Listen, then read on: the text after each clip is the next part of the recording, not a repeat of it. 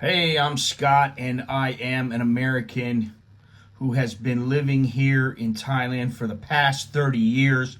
Today, I'm going to give you my honest thoughts on Thailand, the cold, hard truth. Personally, I think Thailand as a tourist and expat destination is on the decline, and I've said it many times. I think it's pretty much done. In this video, I'm going to give you the reasons why I feel this way. Now, I've seen a few things go down here in 30 years, and some have been good, some have been bad. So let's just start out with some of the things that I've seen here. First, political changes to 2016 and 2014, coups with ongoing military influence and protests, the repeated constitutional rewrites and crackdowns on dissent. Also, with regards to the infrastructure, the BTS in 1999, MRT in 2004, and the airport rail link in 2010, as well as the expressways. Also, the modernization of regional airports and the canal boat network, that was in 1990, the CASHAPP.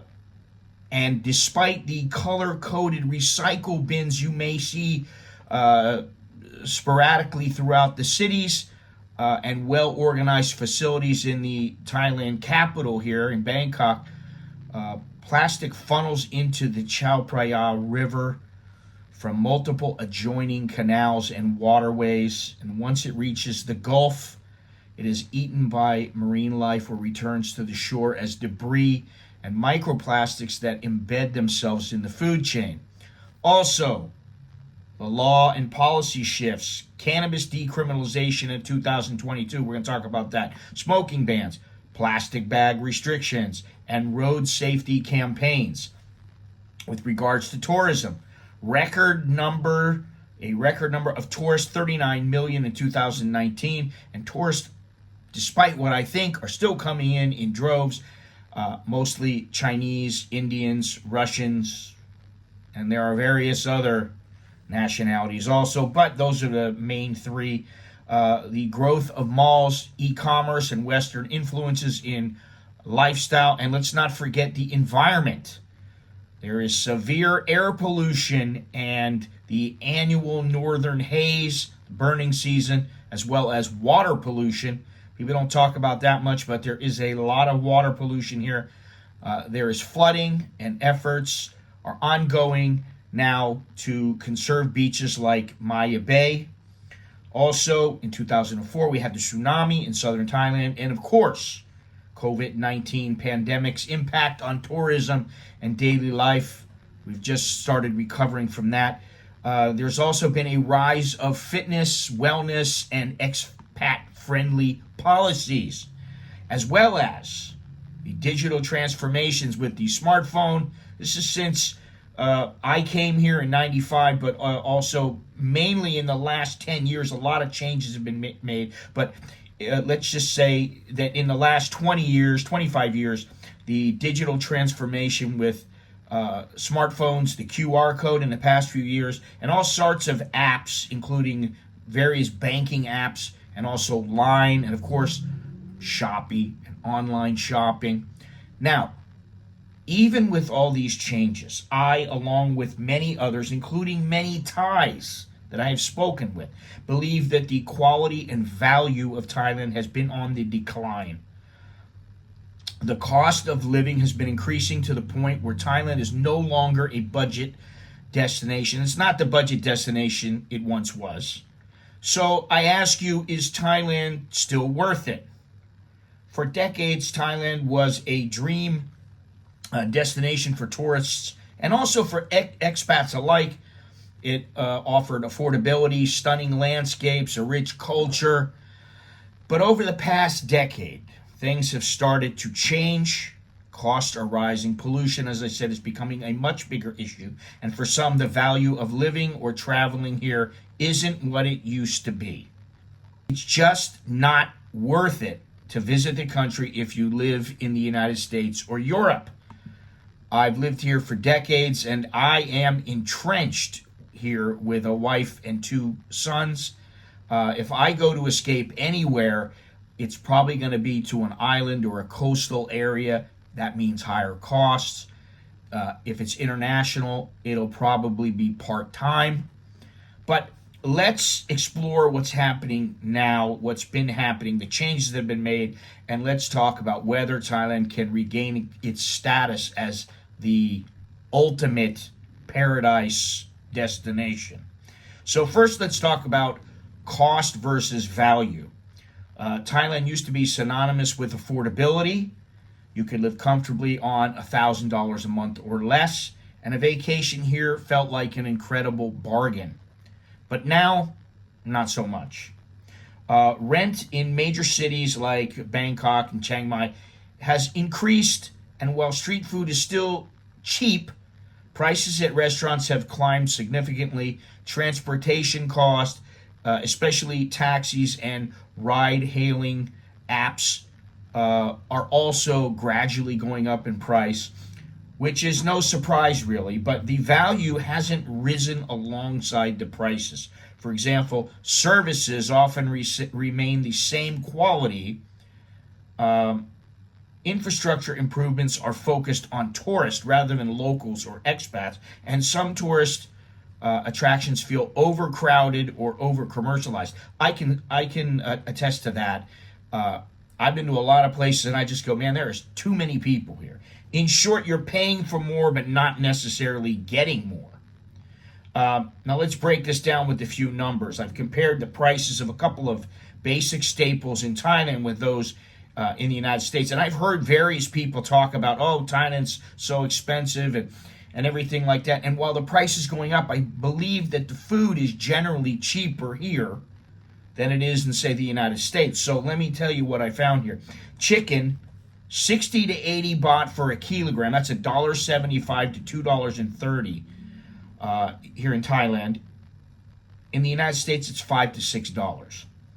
Pork, 150 to 170 baht. That's $4.30 to $5. And in the U.S., $8 to $10. Eggs. In the United States, the price of eggs, I'm not sure what the price of eggs is, but I know that the price has risen dramatically. At least in the United States, they're at least $3 to $5 per dozen. Here in Thailand, it's 50 to 60 baht for $1.50, $1.75. You may pay a little more in the grocery store, but they're still dramatically cheaper than in the United States. Now, at first glance, you think, oh, wow, Thailand seems like it's so much cheaper, but when you factor in the rising cost of rents, utilities, and eating out, as well as many other things, the overall value is shrinking. The gap is narrowing.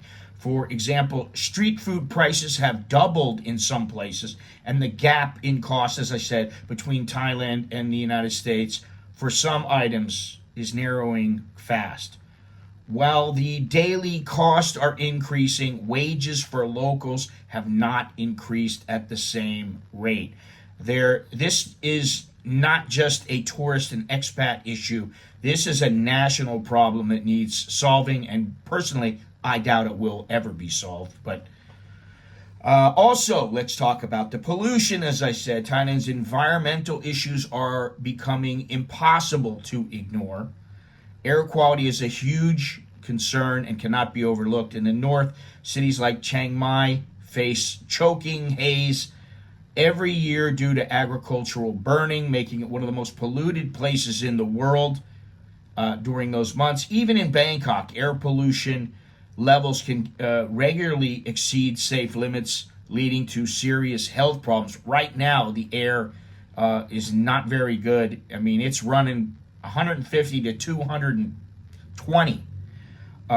Water pollution is another issue. Beaches that at one time were pristine, they are now littered with trash and untreated wastewater.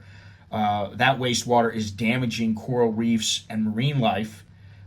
And these problems are not just bad for locals, they also make Thailand less appealing for tourists who are, in my opinion, and other people's opinions, are starting to notice the decline. And I've said Thailand wants this to be a high income destination. The problem is they have to clean it up. They have to keep it clean. It should be spectacularly clean. There should be no canals with who knows what floating in them. Now, if you think about this, now Thailand's in a tough spot because there are plenty of other destinations that offer similar experiences for a lower cost. Vietnam, for example, food is fantastic there. Their infrastructure is improving rapidly. Cambodia is another emerging option with its low cost and less crowded attractions.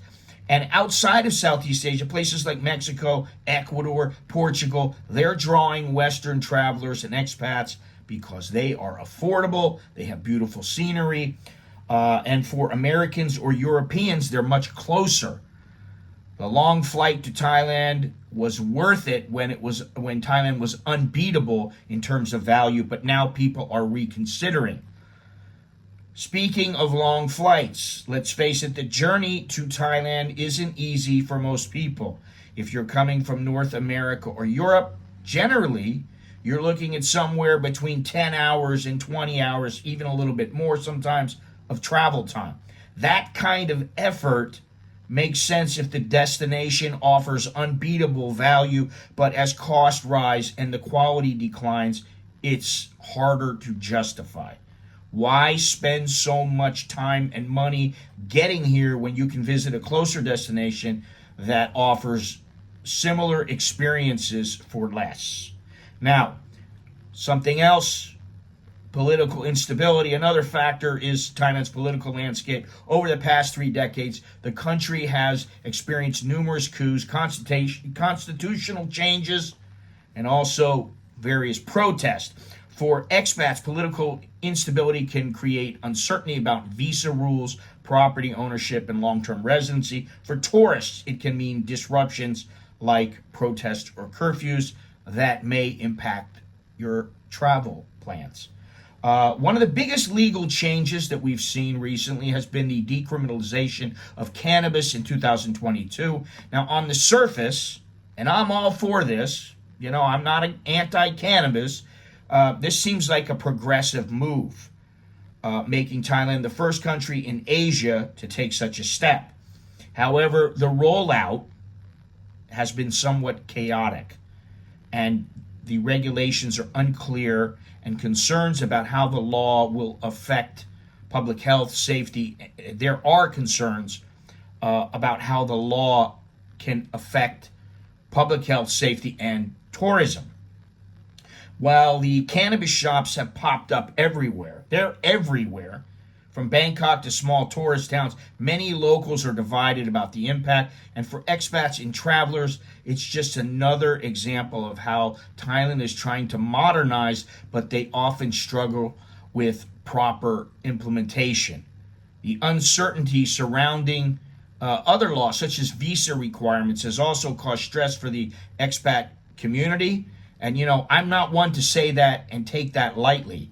But rule changes often come with little notice, making long-term and little thought, making long-term planning difficult. And this instability doesn't inspire confidence, and that can make Thailand less attractive compared to other countries with clearer, more consistent policies.